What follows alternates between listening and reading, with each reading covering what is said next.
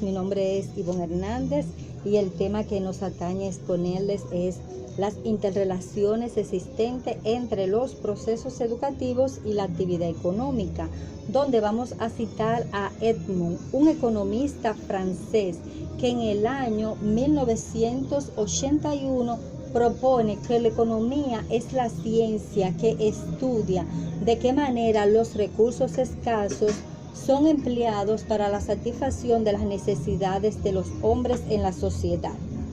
Por otra parte, la economía está interesada en las operaciones de producción, distribución y consumo de los bienes. Y por otra parte, en las instituciones y actividades cuyo objeto es facilitar estas operaciones.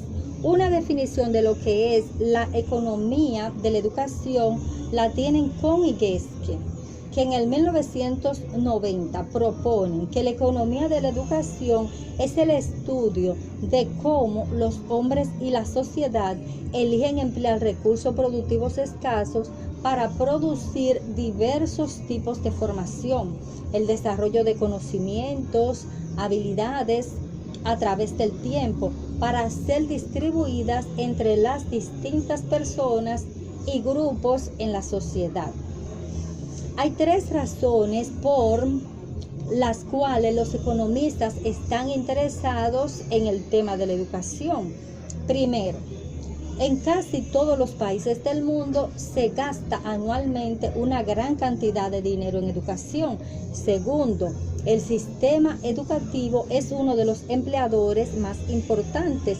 Y tercero, la mayoría de los gobiernos cree que en la economía globalizada del conocimiento actual existe algún tipo de relación entre una mano de obra más educada y un incremento del crecimiento económico. Ahora bien, hay estudios que revelan que la educación es un factor central para el desarrollo, por lo que cabe decir que el primer factor es el promedio de los ingresos a lo largo de la vida de los trabajadores con mayores niveles educativos supera el promedio de los trabajadores con menos educación formal. Segundo, se ha observado una relación fuerte entre ingresos y educación. Los que ostentan mayores niveles educativos ganan más que los que son menos educados. Y tercero, aunque la educación es una condición necesaria para el desarrollo económico, el hecho de que mejore la educación no aumentará automáticamente el crecimiento económico. Esto es porque el país tiene niveles de desigualdad importantes en lo económico y también en lo social. Y cabe decir también que la educación ciertamente es una puerta para la movilidad social, pero esta puerta a veces se encuentra cerrada para las personas con menos recursos económicos. El tema de análisis de costo en la educación, vamos a definir qué es un costo. Un costo no es más que un gasto económico generado por la producción de un bien o la prestación de un servicio. El costo en la educación comprende todos los recursos económicos generados por las actividades realizadas en una unidad económica, es decir, dentro de una escuela, dentro de un distrito, con la finalidad de crear un valor en la sociedad. Así, el costo incurrido en la generación de los productos educacionales será el valor de los bienes y servicios utilizados durante un determinado periodo de tiempo, dependiendo de cuál sea la definición adoptada como unidad de medida en el producto educativo. Existen varios tipos de costos. Los costos pueden clasificarse de diversos modos para dar respuesta a los distintos requerimientos. Existen los fijos o variables, los directos o indirectos. También existe el marginal de corto y largo plazo, entre otros. También podemos ver lo que es la inversión en el capital humano. El concepto de capital humano no es nuevo. La teoría del capital humano investiga las diversas formas en cómo los individuos la economía y la sociedad se benefician a partir de la inversión en las personas. De aquí la estrecha relación existente entre la capacitación como subproceso en la gestión y en la dirección del capital humano al interior de la empresa. Se toma la decisión de invertir en capital humano cuando se tiene en evidencia de que dicha inversión va a reportar claros beneficios para la empresa. Hola, soy Rudy Pérez. Voy a hablar de la financiación de la enseñanza obligatoria. El financiamiento de la educación es un enorme desafío en cualquier sistema educativo. La financiación de la enseñanza obligatoria de la República Dominicana lo fortalece la Ley 6697 de la Educación Dominicana. Esta ley es la que regula en el campo educativo la labor del Estado y sus organismos competentes. Esta presenta una serie de artículos cuyo fin es más eficiente no solo en el sistema educativo dominicano, sino también la educación en general. Esta ley, en el título 20, Financiamiento de la Educación, en el capítulo 1, esta presenta 8 artículos desde el 197 al 204. Se refiere tanto a los gastos públicos y a los impuestos. Estos deben ser ajustados anualmente en una proporción no menor de la tasa anual de inflación de los gastos al gasto público, 16%, y el 4% del PIB. También dice que el gasto público anual en la educación guardará una proporción hasta un 80% de gasto corriente y al menos un 20% de los gastos de capital. Y en caso que los planes de desarrollo educativo del país demanden mayores inversiones de capital, el Estado podrá recurrir al financiamiento o ayuda externa, para lo cual se harán las previsiones del lugar.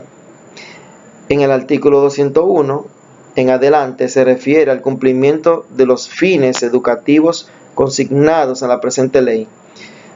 Se crea el Fondo Nacional de Fomento a la Educación, que estará constituido por los aportes que haga el Estado, por las donaciones particulares y por los recursos de gerenes en el mismo que le acuerda la ley que le corresponda.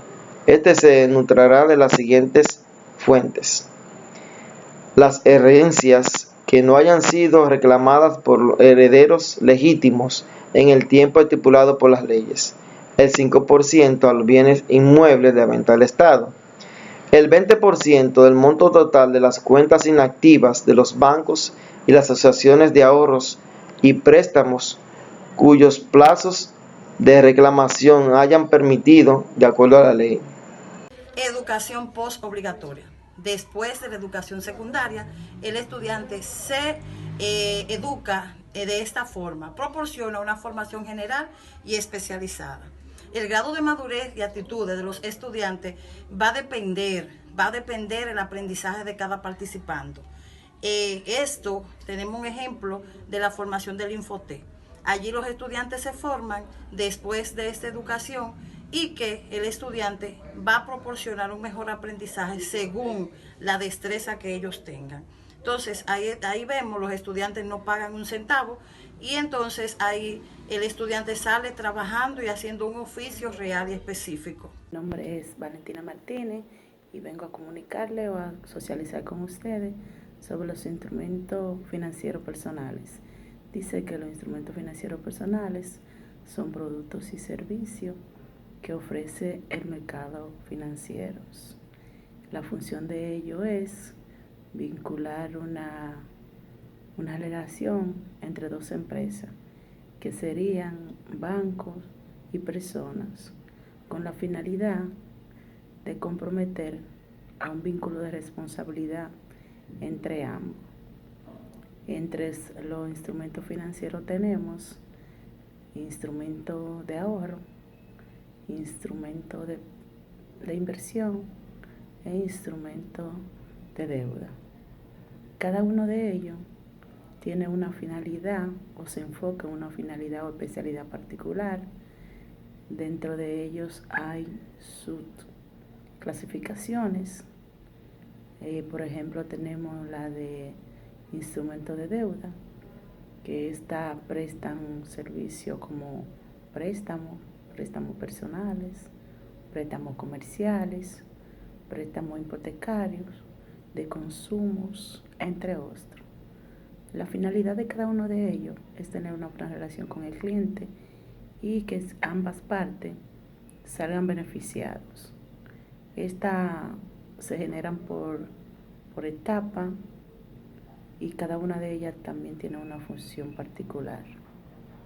Los instrumentos financieros son vitales en la gestión financiera porque forman parte de todo el proceso financiero.